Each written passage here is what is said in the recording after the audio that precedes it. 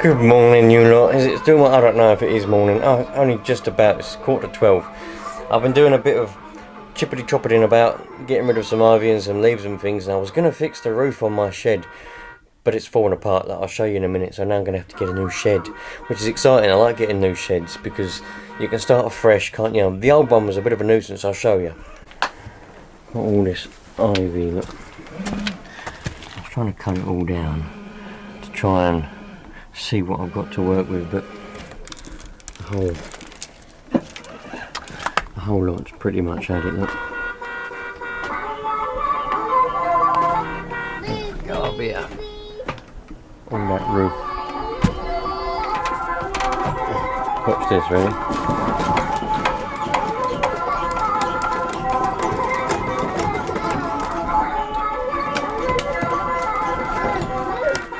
So it's not good.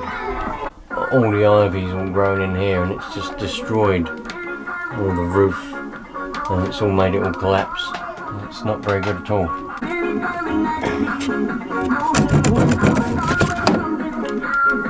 Oh no, I was going to do some digging, but running out of battery. We have to get the old charger out and give it a charge out before we can do any digging. Chargers. Aha, here we go. I'm looking for one. It says digger. What?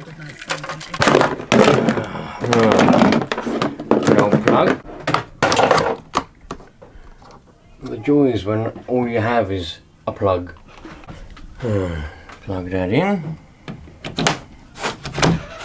Like that. Lovely jubbly. Get the other end.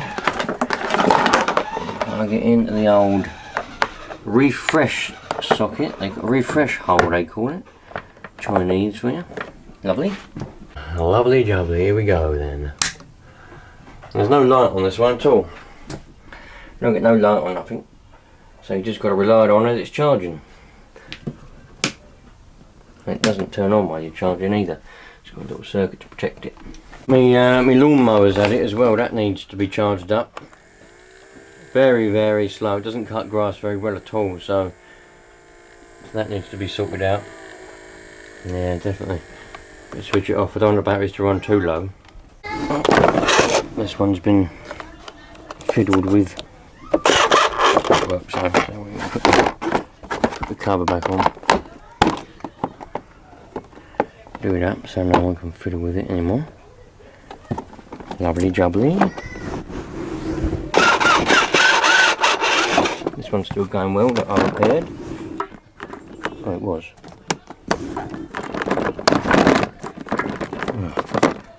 That was going well. Oh no.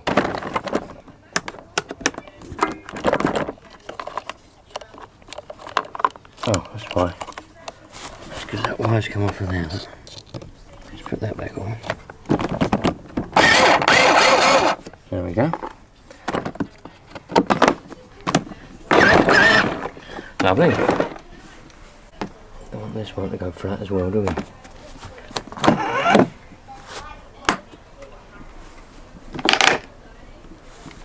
So I've got some felt. This is new felt ready to go on. I was going to put that on the old shed. That's a good 15-year felt. I think that's 15-year stuff. I can't remember what stuff. I think that's 15-year felt out. I got that to go on the shed. But the thing is now, there's no point. Because that shed's added, there's no point in putting that felt on there.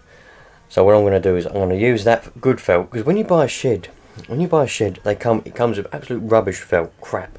Same with that Wendy house come with crap felt.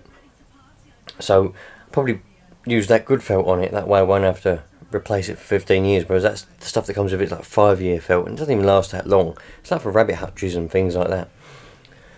But I might see if I can find a shed with like a tin roof, something like that, depending on the price. And so it's going to be interesting putting that up.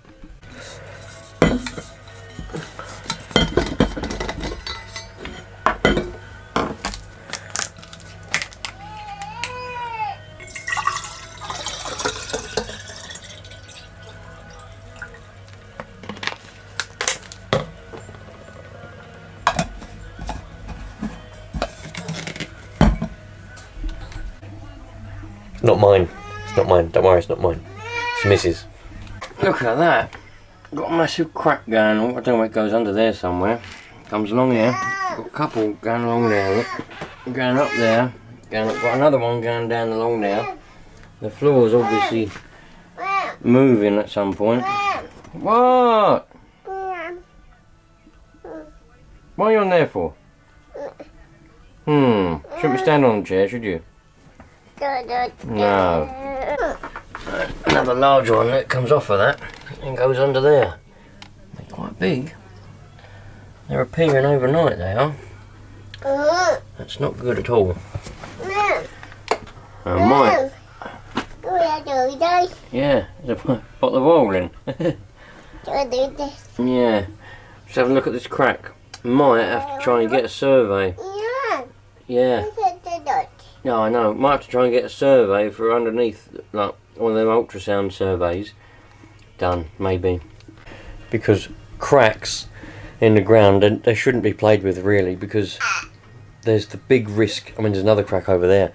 There's the big risk of a sinkhole underneath, and this building's been here for 70 years now. So there's a big risk of a sinkhole. Don't know what it's built on. So if you ever get a crack start to appear, either in the ground or in the side of your building, if the bricks are cracking, or if the ground appears to be moving, it's normal for ground to move and settle over years. But for big cracks to start appearing, loads of them, you know, over a period of time, short period of time, the ground's moving a lot.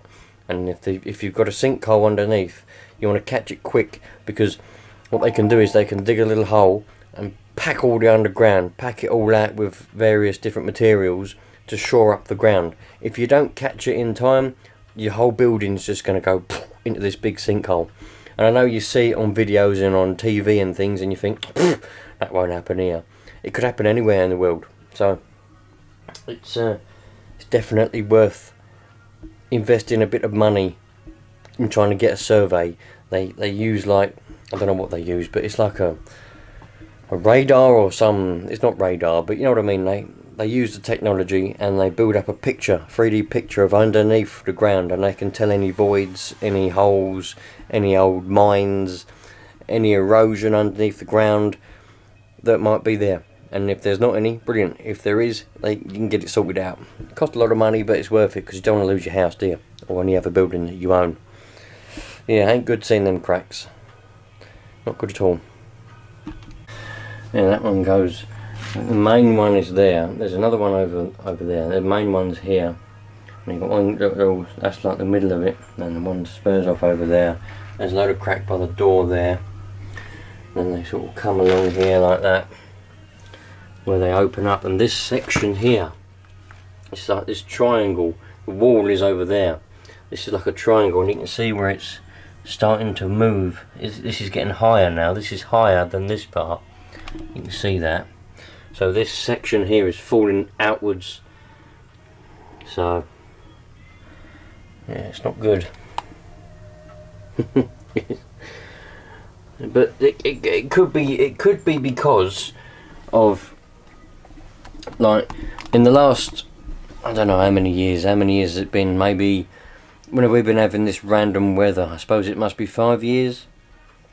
Maybe 5 years. In the last sort of 5, maybe a bit, 5-6 years, we've been having a lot of rain in the winter, and then we've been having really hot summers, like 30 degrees, and then a lot of rain again. I mean, a lot of rain, to the point where this area floods.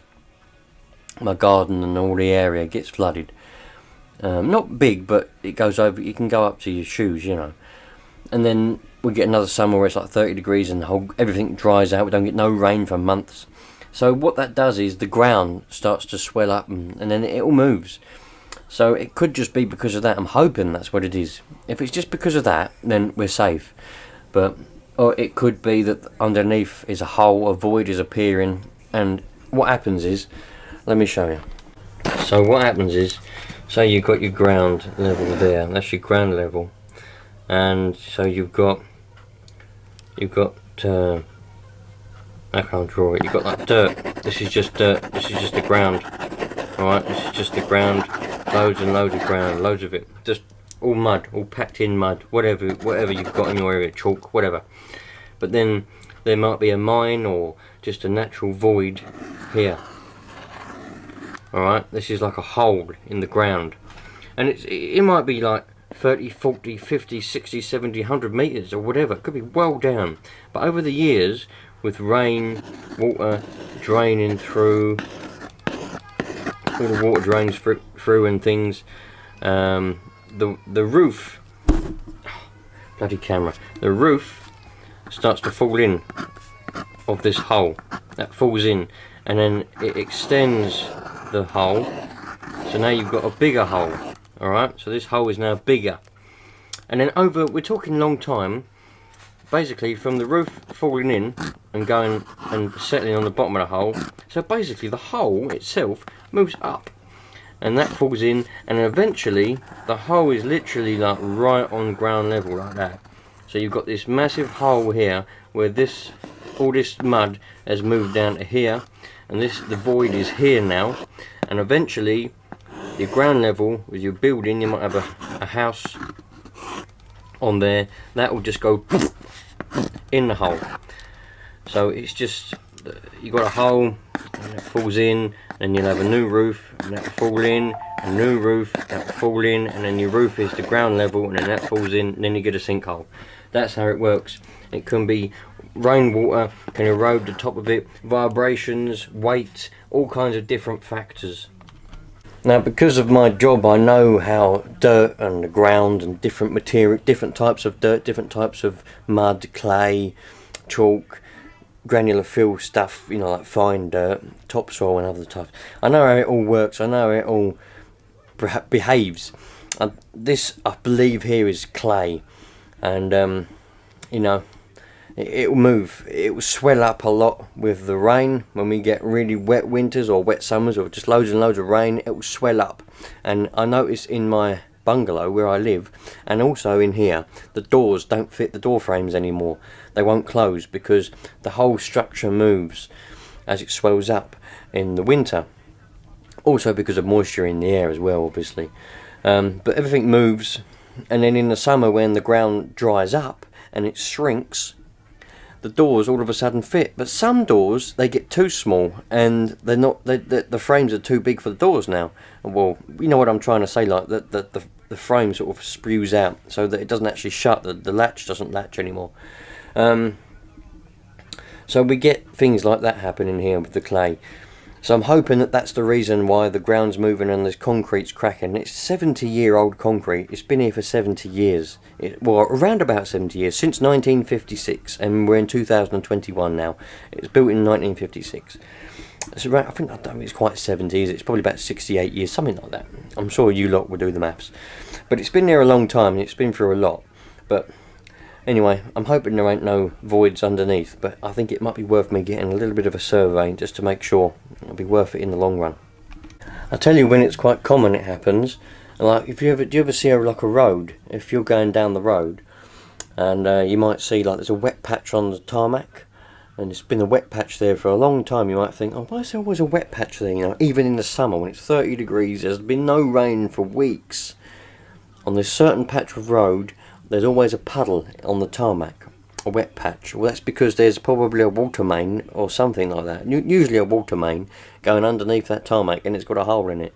So what's happening is the water might be coming up a little bit through the tarmac and causing a bit of a puddle, but underneath it's leaking a lot, and where the pipe is, the water's coming out, and it's slowly washing away the dirt from around the pipe, just washing it away, you know, moving it around, loosening it up, and eventually that little bit further away starts to go some more, and then what you've got is you've got this pipe going along with a road on top of that. Obviously there's quite a distance, a couple of meters, and all the dirt's been washed away and gone, you know, because when it gets wet, you know, it'll get soft and start to wash away. So you've got this hole with a pipe going through it with a road on top, and the weight of the cars going over the top of it makes the road collapse into the hole, and then you get the pipe splits even more, and then you get a big water fountain coming up, and you get a hole with cars going in it. So if you ever see videos where cars going down the tarmac road, all of a sudden they just fall into a hole, there's probably been a water main leak in there for quite some time and washed away all the dirt and caused a sinkhole. yeah, could be dangerous stuff if you don't get it sorted out quick. Anyway, that's just me thinking about the worst case scenarios, but sometimes you've got to think about the worst case scenarios, because if you're just like, oh no, just be, the ground's just settling a little bit, that'll be alright. And then you're not prepared if it is a worst case scenario. So you've got to have the worst case scenario in your head, prepared for it, start there, and then hope, you're obviously optimistic, aren't you? You're hoping that there's not going to be the bad thing, hoping that there's not a sinkhole underneath. But you've got to think about it, and you've got to get it done. It's the same with everything, though, isn't it? You know what I mean? It's like with your teeth. If you start to get a bit of a toothache and you think, nah, bit of toothache, I'll leave it. When you leave it, you could end up having to have the bloody tooth out. If you go to the dentist the minute that you find your tooth is starting, it hurts a little bit, the dentist could go, oh, you got a little cavity there, I'll fill that in and that'll be that done. You catch it before it, it's preventative measures. That's what it's called. Same things with cars, you notice you've got a bit of a knocking sound on your car engine, you don't leave it there, you get it sorted out there and then, otherwise it could be worse and knock other things out. Preventative measures, my friend, they're the way forward. We love it. If anyone wants this Bissell carpet cleaner, you know the problem with it, you know what the issue is with it. There's just the plastic, that bit of plastic there, the cover for it.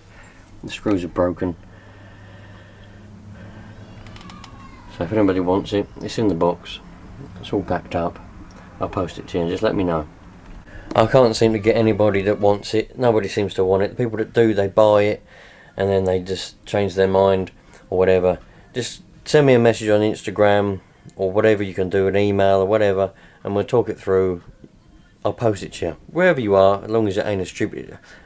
Within England, yeah, as long as you're within the UK, we'll sort out a price for it, and I'll do half postage or whatever, and we'll get it sorted out. Because it's no good sitting there, it's just a waste, and I'm not going to fix it. It's just that cover's snapped, and I couldn't get it to spray properly on the hand, but it cleans floors properly. Just I couldn't get the thing to work. You all saw the video, didn't you? So, and if you didn't, just let me know and I'll tell you where the video is where I took it apart. But yeah, just need to get rid of it now. It's just a waste sitting there, isn't it, eh? Going to finish the day by doing a bit of charging up my glow starters. I've got them up there that will work alright. But these ones here, I think they've just gone flat, so I've got the charger there, and that one up there, charging these two. No, I don't mean gone flat as in like used and gone flat, I mean they've been sitting, so I think the batteries have had it, but I'm going to charge them up with the chargers and see what happens. I've got the other one charging. The other one's charging in my little charging area. I've got it on there, charging with the actual charger, so I've set it to charge at an amp, so 3000 milliamp glow starter, so I'm charging it at 1 amp.